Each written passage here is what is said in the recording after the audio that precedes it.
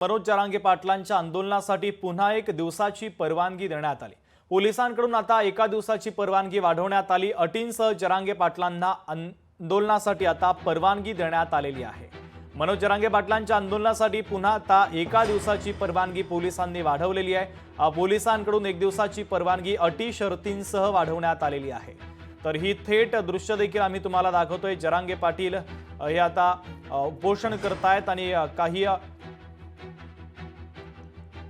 आंदोलक देखील आता त्यांच्यासोबत चर्चा करताना दिसतायत। मुस्लिम बांधव देखील त्यांच्यासोबत चर्चा करण्यासाठी आलेले आहेत आणि जरांगे पाटील त्यांच्यासोबत चर्चा करतायत। स्वप्नील जाधव आपले प्रतिनिधी आपल्याशी जोडले जात आहेत। अधिकचे अपडेट आपल्याला स्वप्नील देत आहेत। स्वप्नील, शुभम, नक्कीच या ठिकाणी मनोज जरांगे पाटील यांच्या आंदोलनाला पुन्हा एक दिवसाची परवानगी आहे मुंबई पोलिसांकडून देण्यात आलेली आहे। आझाद मैदानावरती गेल्या 2 दिवसांपासून जरांगेंचं उपोषण सुरू आहे। एक दिवसाची परवानगी खरं तर दिली जाते। आज सुद्धा सशर्त परवानगी जी आहे ती जरांगे पाटील यांना देण्यात आलेली आहे। तर दिवशी जरांगे पाटील यांच्या टीमकडून आझाद मैदानावर आंदोलनासाठी परवानगी मागण्यात येते आणि एक दिवसाची परवानगी जी आहे ती मुंबई पोलिसांकडून देण्यात येते। एकीकडे उपसमिती असेल किंवा आरक्षण विषयक समिती असेल यांच्या बैठकांची चर्चा सुरू आहे, तर दुसरीकडे मनोज जरांगे पाटील यांचं उपोषण सुरू आहे।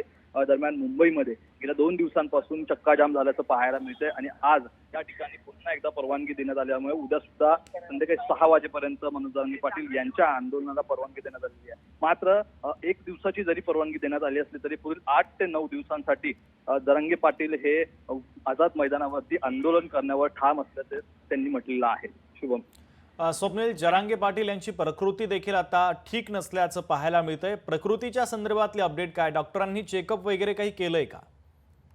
डॉक्टरांनी सकाळीच चेकअप केलेला आहे। या दरम्यान त्यांनी दिलेला माहिती जी आहे ती म्हणजे जरांगे पाटील यांची प्रकृती खालावलेली आहे, कारण त्यांनी सध्या पाणीच ते घेत आहेत, जेवण घेत नसल्यामुळे त्यांची प्रकृती खालवत चाललेली आहे। उद्या 3ऱ्या दिवशी सुद्धा तपासणी करण्यात येईल।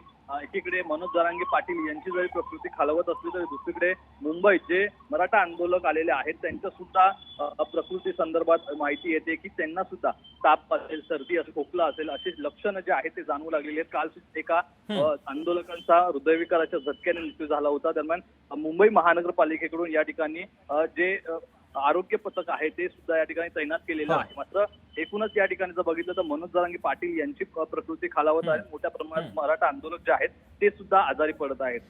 स्वप्नील, एक महत्वाची अपडेट आपल्यापर्यंत पोहोचते। मंत्रिमंडळ उपसमितीची बैठक सध्या संपलेली आहे। विखे पाटील हे माध्यमांशी संवादही साधतायत। कायदेशीर मार्ग काढण्याचा प्रयत्न सुरू असल्याचं विखे पाटलांचं म्हणणं आहे। त्या संदर्भातले अपडेट मिळू शकतील का?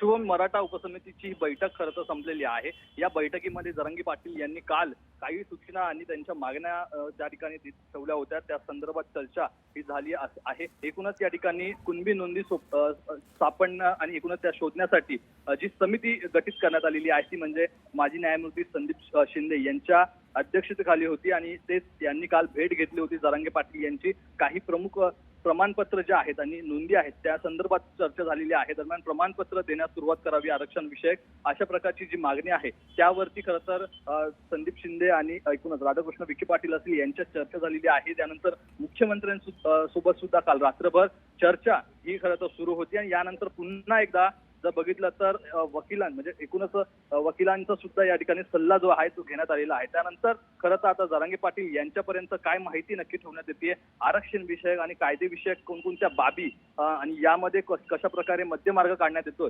हे पाहणं आता महत्वाचं असेल। ठीक आहे स्वप्नील, अत्यंत महत्वाचे अपडेट या बातम्यांच्या संदर्भात पोहोचवलेले आहे। ताज्या घडामोडी देखील सांगितलेल्या आहेत, त्याबद्दल धन्यवाद। तर मनोज जरांगे पाटलांच्या आंदोलनाला आता एका दिवसांची परवानगी देखील वाढवण्यात आलेली आहे। दुसरीकडे उपसमितीची जी बैठक सुरू होती ती बैठक देखील संपल्याची अपडेट आपल्यापर्यंत पोहोचते। कायदेशीर मार्ग काढण्याचा प्रयत्न सुरू असल्याचं आता या बैठकीनंतर विखे पाटलांनी सांगितलेलं आहे। त्यामुळे आता लवकरात लवकर तोडगा निघतो का हे पाहणं तितकंच महत्त्वाचं आहे। लोकशाही मराठी ऐका, पहा, जागरूक रहा।